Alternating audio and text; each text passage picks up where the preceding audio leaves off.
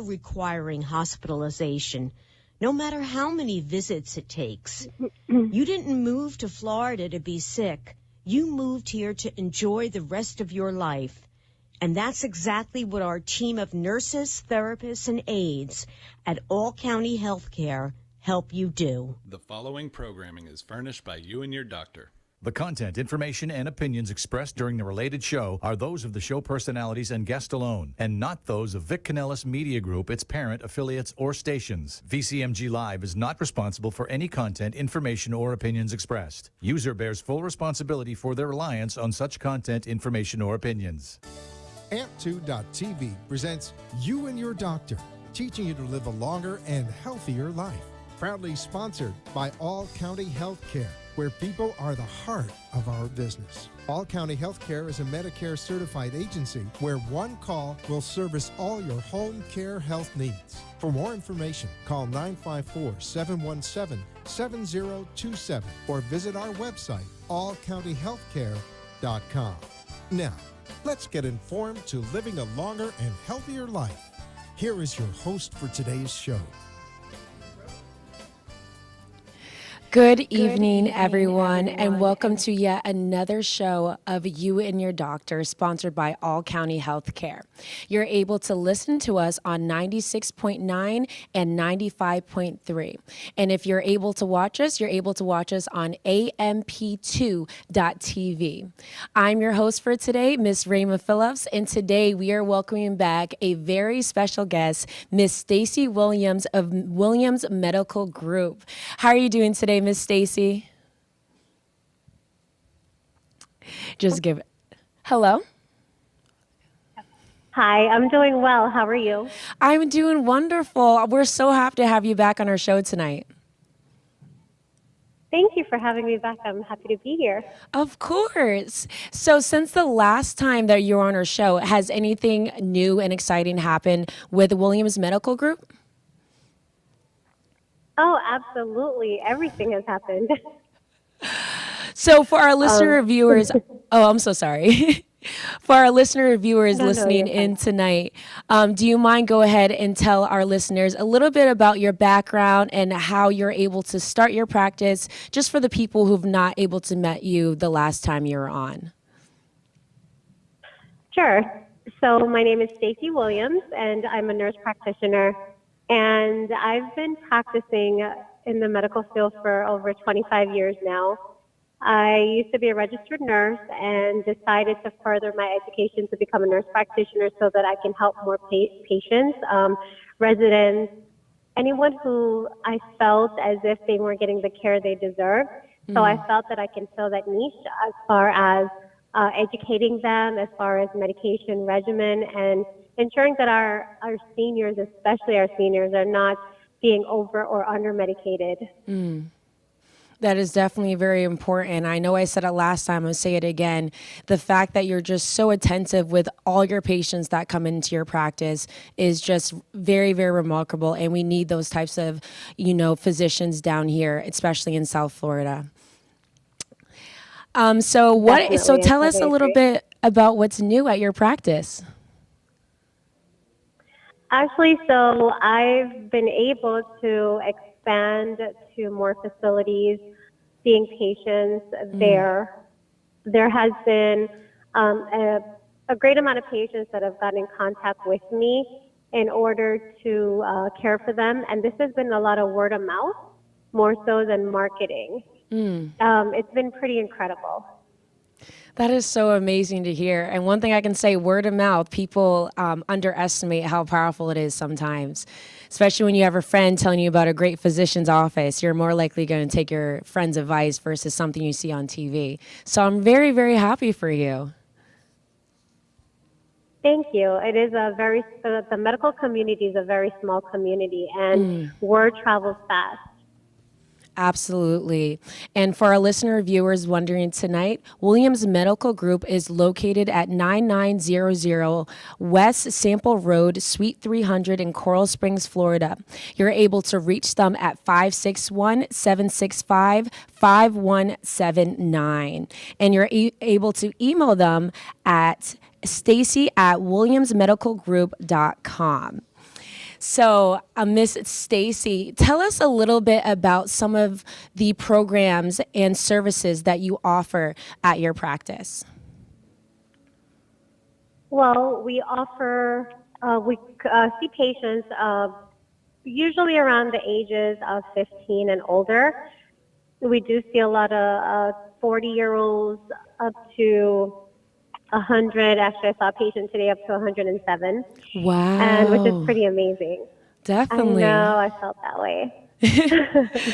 And we provide services, assessments, physicals. If you need the flu shots, we do regular pap smears, prostate exams, your blood work, and a lot of education. So there are a lot of individuals actually that are over the age of 30 and 40 who come in, and they actually are not aware of a lot of things that their bodies are going through, or familiarities like from their families, their genetics, and things like that. So when they come in, it actually helps us a little bit more to educate them so they can educate others. Absolutely. And I know we touched about it a lot in our last conversation about how important it is to educate each and every one of your patients that comes to the door so they know how to properly take care of themselves and take care of their families and friends as well. Correct, it is. It's extremely important. I also saw that you have extended office hours as well. How would you say opening up your office until 6 p.m. has been able to help some of your patients? Well, actually, it helps a lot of patients because they're individuals who work and their offices don't close until like 4 or 5 o'clock. So for them to be able to get there and get the care that they need, or for whatever the visit is that they need to see us for, then we're actually being able to be there for them. They don't have to end up going to our urgent care. We do telehealth visits as well. So that comes in pretty handy, especially with someone who's ill in late hours at night on the weekends or something like that. Or even if they're out of town and they need assistance, we can also assist in that manner. Absolutely. And tell us a little bit about your telemedicine and how you're able to use that to further help with your patients' needs. Telemedicine has come a long way. I've always liked telemedicine, and COVID, due to the pandemic, actually, it's helped enhance telemedicine a whole lot, where we can reach individuals who are either unable to get to a doctor's office.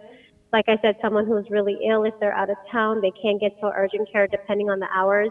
Telemedicine allows us to help the person in their immediate issue or emergency, so that they don't have to go to the emergency room sometimes.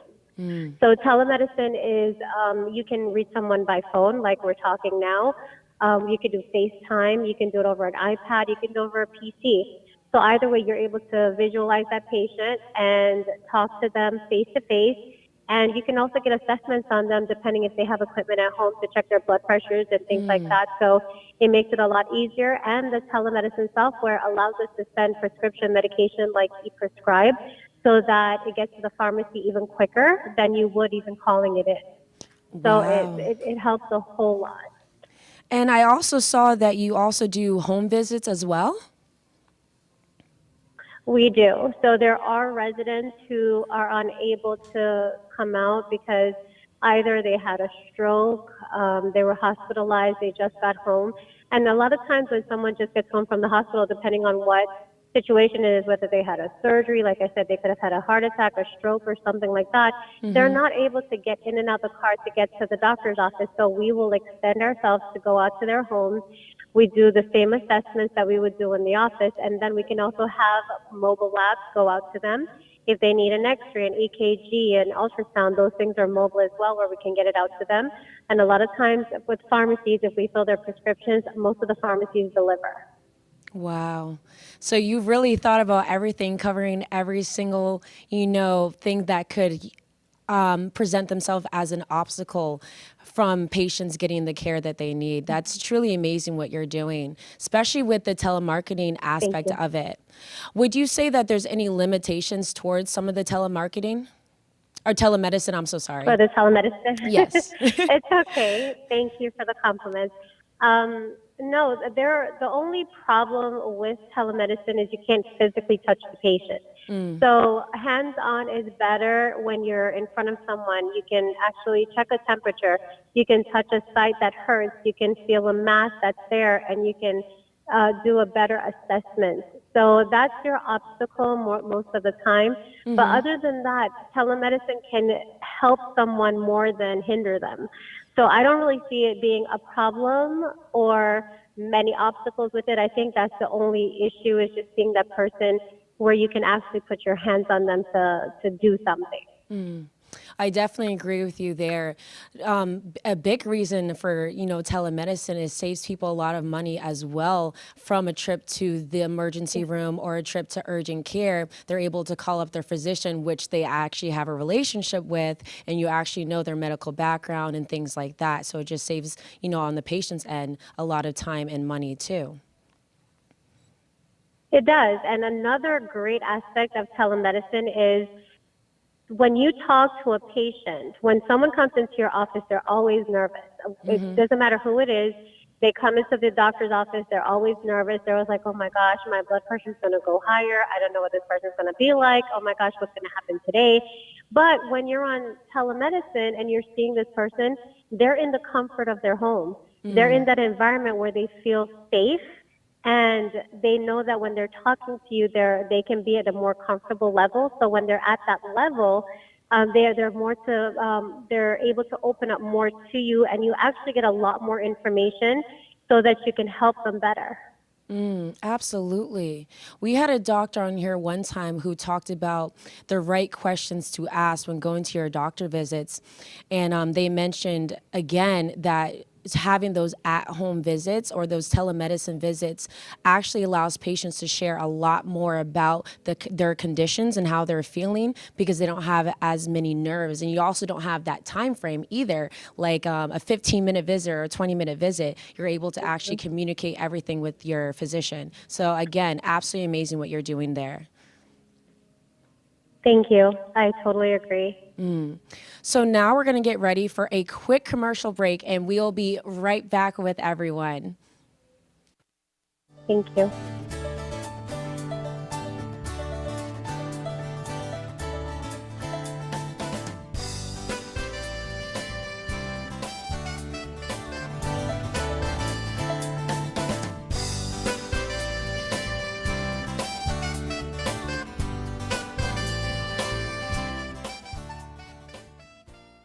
All County Healthcare has exciting news for any and all patients with COPD or other respiratory ailments. Listen to what renowned pulmonologist Dr. Keith Robinson has to say. Hello, I'm Dr. Keith Robinson, board-certified pulmonologist, medical director at Fusion Health Pulmonary Rehabilitation, and a board member with the American Lung Association of South Florida. We have exciting news for patients with COPD. We now offer IPV therapy at home, which has been demonstrated to improve airway clearance, decrease hospitalization, and improve quality of life of patients with COPD. Please call All County Healthcare for more information about this FDA-approved therapy.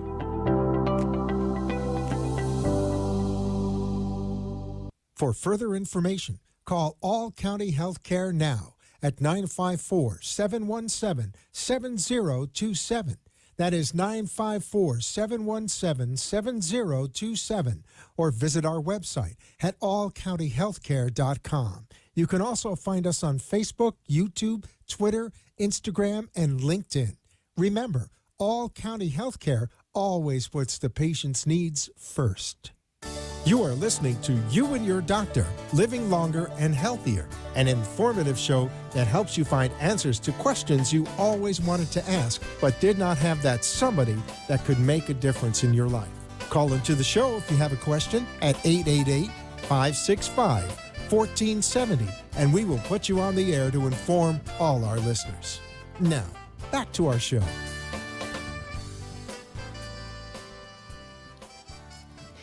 Welcome back, everyone, to You and Your Doctor, sponsored by All County Healthcare. Again, we have such a very special guest on our show today, Miss Stacy Williams, who operates at Williams Medical Group. They are located at 9900 West Sample Road, Suite 300 in Coral Springs, Florida. You're able to reach them at 561-765 5179 and email them at stacy@williamsmedicalgroup.com. Welcome back, Miss Williams. Thank you. Thank you. So now that we're back from our break, I thought this would be a great transition, especially now that we're starting to get into the holiday season, to talk about a little bit about the depression issues that come along with the holiday season. So that has always been an issue. And the holidays can be the backbone of our relationships. So many people look forward to the holidays because these are the times that you're not working, you get the time off, you get to spend time with family, and you can buy gifts and all the great things. You think about traveling. So holiday depression sets in when we don't have families to spend with, time to spend with, and we don't have the individuals that we used to spend the time with because they've either passed away or relationships have changed. There's divorce, there's death, there's a lot of other things that have changed in between. So what are the most common, I guess, signs of holiday depression, if you would like to call it that you see with some of your patients that come in? So a lot of signs that you may see is that, especially with our, I would say, older individuals or really depressed individuals, they may not like taking showers anymore. They may not want to eat anymore. They may not want to brush their teeth anymore, comb their hair, look presentable anymore. They may isolate themselves from for the people around them. They may not sleep the same. They can't stay asleep at night, so they have insomnia. They have trouble falling asleep. And it can be just like you have individuals who actually hurt themselves. Wow. So for Sorry. Oh, no, you can continue. No, I was going to say some of the signs you can also see are like they're really sad and their thinking is slow. They maybe lack energy at times and their interest has slowed in doing things. So with people who may have a friend or they themselves are suffering from this holiday depression, what are some things that you suggest for people to do to help combat these feelings? A lot of things, they have to, a lot of things is to acknowledge that they are feeling depressed. So until someone does that, then they're not going to be able to help themselves get out of the situation. If there are individuals who are around, if they get themselves involved in a community service, whether it's church or at a family center or there have like little centers around, or even in communities, they have the country clubs or they have activities going on. It's better to participate in those activities to help take their mind off everything that's going on with them. If they are living in facilities, they have activities that they plan throughout the year and even the holidays, and they have events that they partake in. What I would like to say is for our listeners, if you have a parent or a family member that you know that you don't spend time with or they're alone over the holidays, maybe take them out one of the days of the holidays. You may not have to spend the entire holiday with them, but just an hour with them or a half an hour away from what they're currently going through can make a huge difference in their life. Maybe drop a gift off to a stranger on the road. Just carry things with you, and you see someone out there, just hand them a gift. Be kind. That one little thing can make such a huge difference to someone. Absolutely. I went to a big international school, and because a good majority of the students were international, a lot of them were able to fly home during the holiday seasons. And the school is really good about having activities that these students are able to participate in, especially the ones who are not able to go home, because it is, it can be depressing being away from your family, not able to spend it with your loved ones. So that is extremely good advice for our listeners tonight. Thank you. Definitely. So on the topic of depression, would you say there has been an increase with your patients who have been experiencing symptoms of depression, especially over these past few years? Oh, definitely. Reading about depression, I do read a lot of articles, and the statistics show that there's over 34 million Americans who are like 65 or older who suffer from depression every year. So and since the pandemic, regardless that a lot of people are out and about, the depression has set in, a lot of anxiety has set in, and a lot of individuals have started to harm themselves a lot more, especially in the younger adults. I've seen that more often. So, and the things that bother them the most is that they feel like they don't have anyone. They feel isolated. They feel like they're made fun of or whatever the reason is. So I feel like we need to spread happiness more than sadness and focus on that. There are so many things that we can do with that, and we need to cut the alcohol out because the alcohol is a depressant. You know, many people feel like, okay, let's have a drink and we'll be merry. You're merry for that moment, but once it starts to wind down, it becomes a depressant and makes the depression worse. So it is better to do things that can increase how you're feeling, to bring that happiness on instead of, doing those other kind of things. I definitely agree with you, especially when students are in their freshman, sophomore year of college, being away from home. Sometimes you have the seasonal depression that kicks in. And I can definitely say from, witnessing things like this happen myself, that alcohol is one of the biggest contributors to those long going feelings of sadness, of the depression.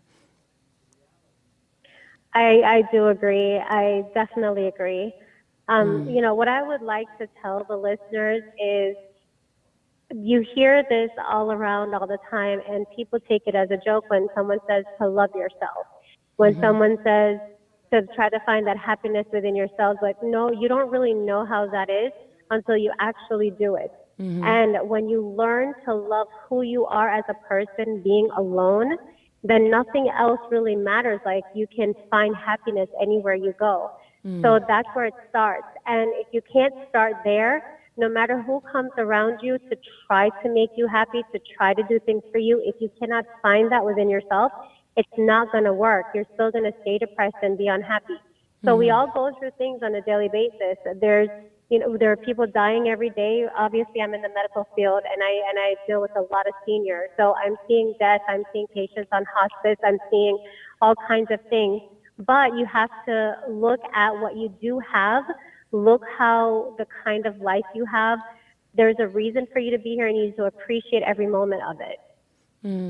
Absolutely, especially as a young person myself, and I work as a personal trainer, and I tell my clients all the time that even when you're having these bad thoughts, even when you're having these feelings, find your outlet, whether it be fitness, whether it be painting, whether it be going for a walk. Find your outlet so that you have ways to express yourself without, dealing with some of the negative negative ways to express yourselves via like drugs, alcohol, or even just self-harm and things like that. So finding outlets that make you happy as a person. So I definitely agree with you on that matter.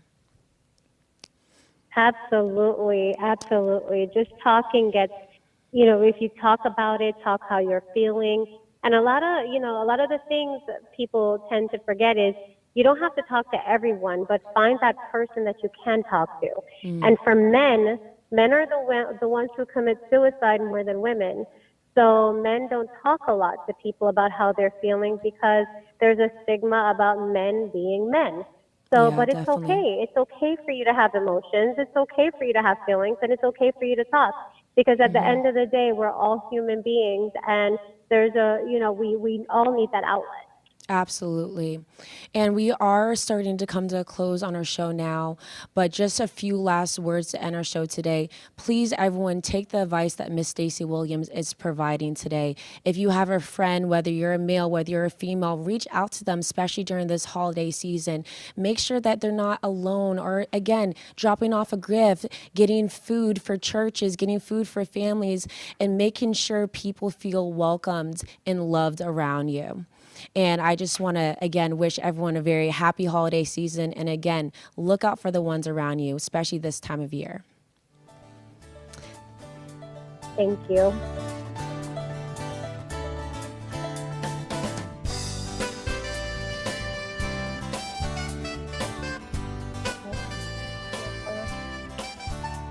Can you hear me? Thank you for letting us share longer and healthier lifestyle. If you have a doctor or are a doctor and wish to be on Hello? the show, call AMP2 TV at 866-244-5422, and we will put you on the air as soon as possible. Tune in next week for more information on living longer and having a healthier